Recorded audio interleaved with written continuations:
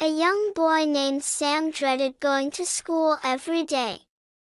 He had heard strange stories about an old, abandoned classroom where strange noises echoed. One morning, he arrived early and accidentally wandered into the dark hallway near that room.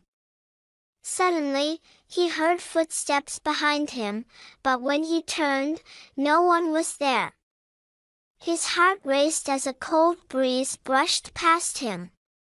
Trembling, he ran back to the main hall, only to find a janitor smiling knowingly. "You shouldn't go near that room, son.